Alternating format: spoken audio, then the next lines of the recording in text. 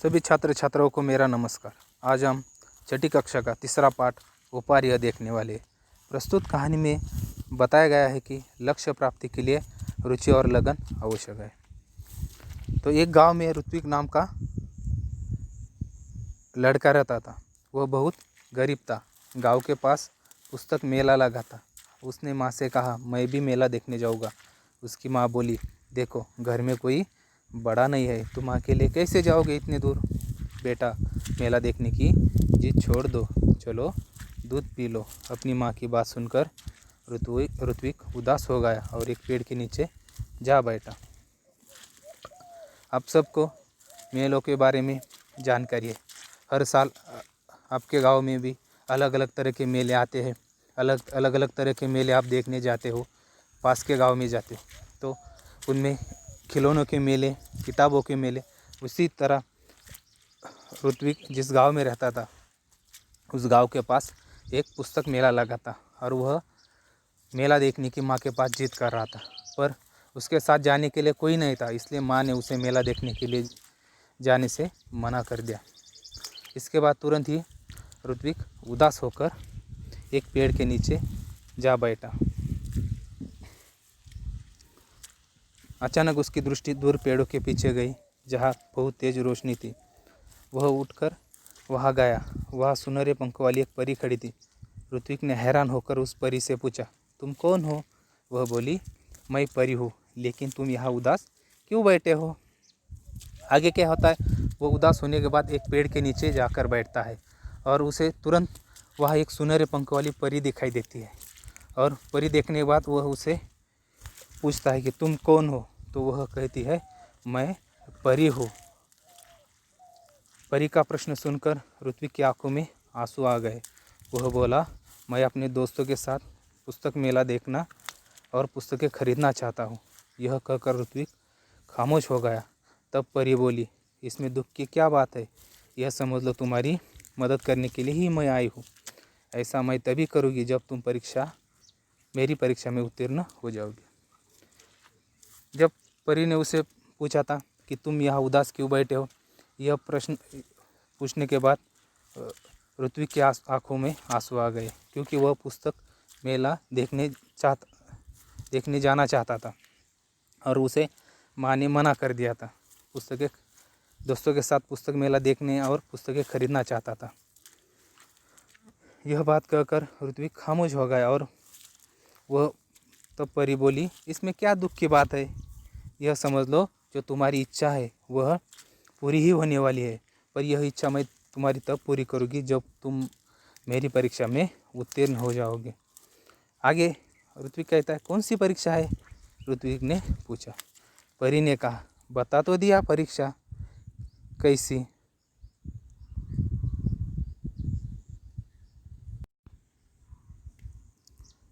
ठीक है, ऐसा कहकर ऋत्विक वहाँ से चला गया। अभी वह कुछ दूर ही गया था कि उसे रास्ते में गिरी हुई एक पोटली मिली।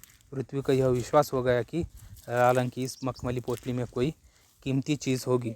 उसने उससे खोलना चाहा, फिर सोचने लगा, जब वह मेरी नहीं है तो इसे खोलने का मेरा हक नहीं है। ऋत्विक ने पोटली नहीं खोली। तभी किसी की आवाज़ उसके कानों में पड़ी, बेटा, मेरी पोटली गिर गई है रास्ते में, क्या तुमने देखी? अब उस परी से बात कर ऋत्विक आगे जा ही रहा था। ऐसा कहकर वह चल ही रहा था। कुछ वह दूर गया, तभी रास्ते में उसे एक पोटली मिलती है और ऋत्विक को वह पोटली बहुत सुंदर सी लगती है। लाल रंग की मखमली पोटली थी और उसे मन में उसने सोचा कि इसमें ज़रूर कोई कीमतीवान मूल्यवान चीज़ होगी। उसे वह खोलना चाहता है, पर उसके मन में फिर आया कि जब ये मेरी पोटली नहीं है तो मेरा इससे खोलने का हक भी नहीं है। ऋत्विक ने वह पोटली नहीं खोली। तभी किसी के उसके कानों में आवाज़ सुनाई पड़ती है उसे, बेटा, मेरी पोटली गिर गई है, क्या तुमने देखा? आगे ऋत्विक ने पूछा, किस रंग की थी? लाल रंग की, राहगीर ने बताया। और कोई पहचान बताओ? ऋत्विक ने राहगीर से कहा। उस पर एक परी का सुनहरे रंग में चित्र बना है, राहगीर का जवाब था। ऋत्विक ने अपनी थैली से जब वह पोटली निकाली तो उस पर छपा परी का चित्र चमकने लगा। ऋत्विक ने वह पोटली राहगीर को दे दी। अब वो ऋत्विक ने पूछा, यह जो पोटली तुम्हारी गुम गई है वो किस रंग की थी?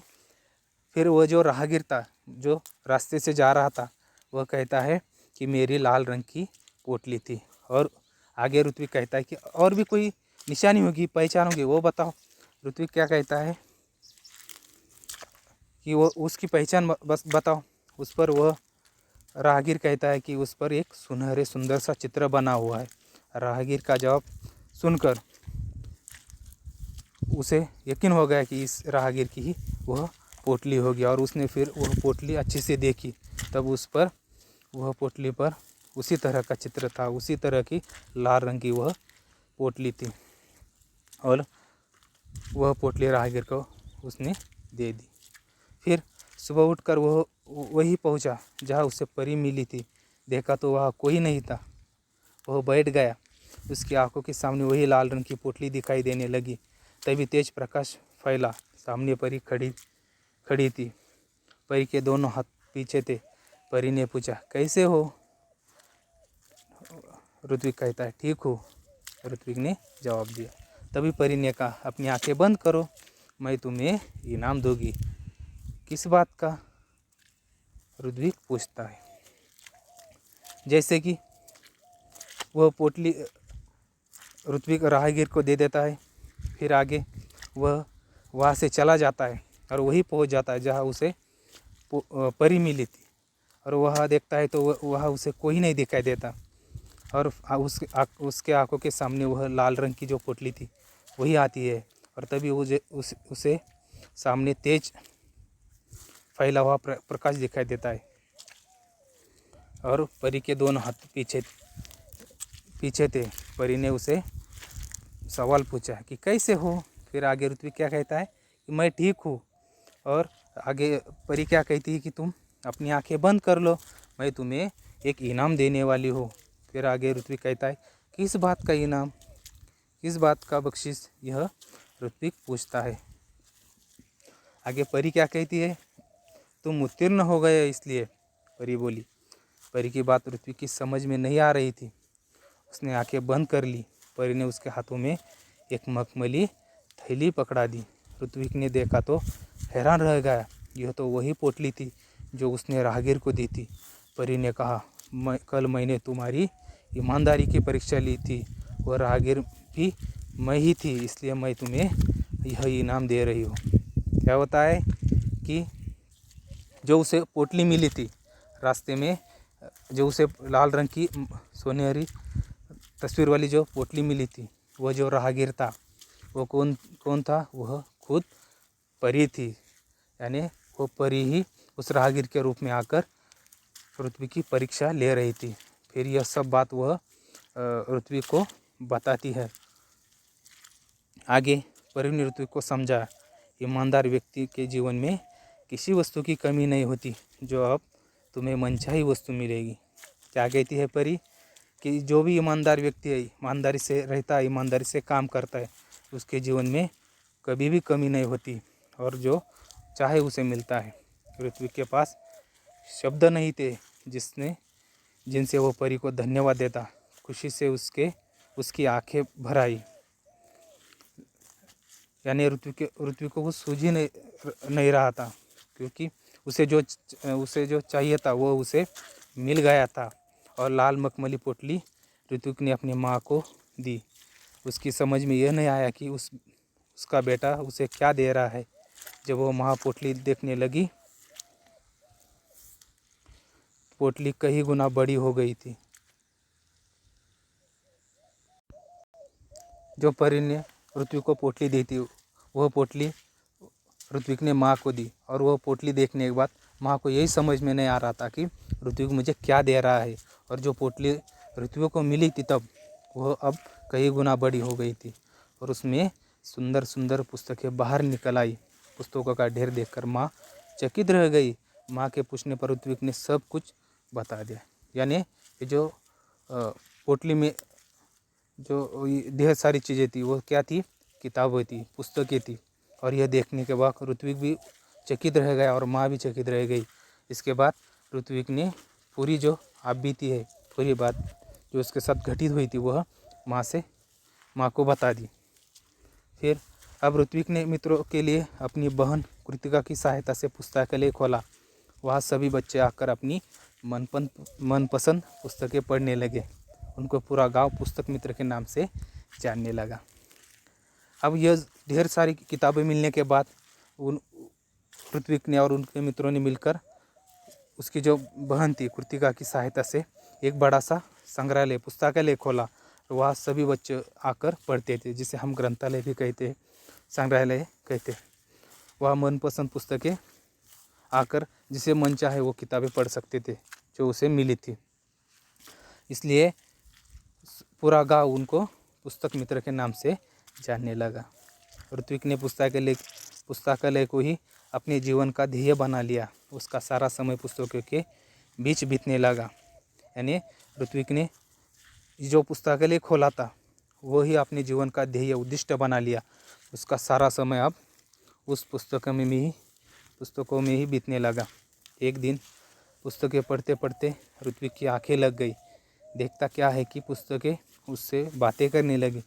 उसे एक पुस्तक ने पूछा, ऋत्विक, अगर तुम अपने जीवन में बड़े आदमी बनोगे तो क्या तुम हमारा साथ छोड़ दोगे, हमें भूल जाओगे? ऋत्विक ने कहा, नहीं, अब तो तुम ही मेरे साथी हो, मित्र हो।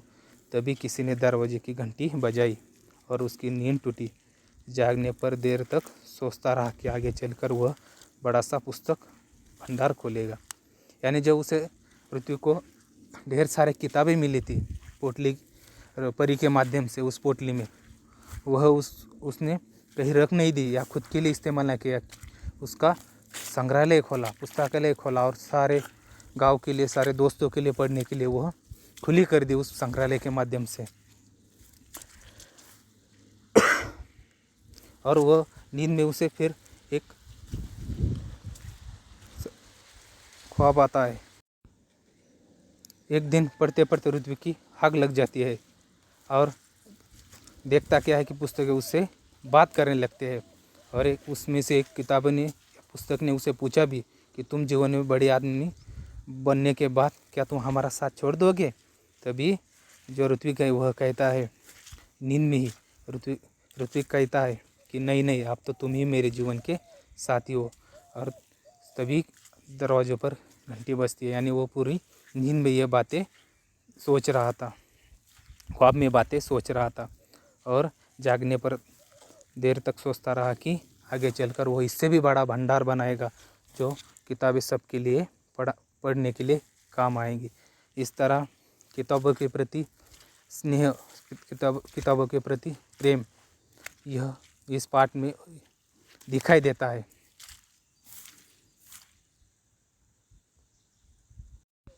किताबें हमारे जीवन में सच्चे मित्र, दोस्त, सहायक हो सकते हैं और उनकी ज़रूरत हमें सबसे ज़्यादा है, क्योंकि हर कोई छोड़कर जा सकता है पर किताबें हमें छोड़कर नहीं जा सकती। इसलिए हमें किताबों का सहारा लेना चाहिए। हमें पूरे जीवन भर किताबों को नहीं छोड़ना चाहिए। यह सीख ऋत्विक के माध्यम से, यह सुंदर सी कहानी के माध्यम से हमें मिलती है। इसी तरह हमारा यह जो पाठ था यही ख़त्म हो जाता है।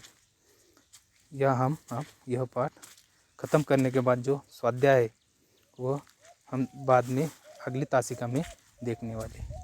धन्यवाद।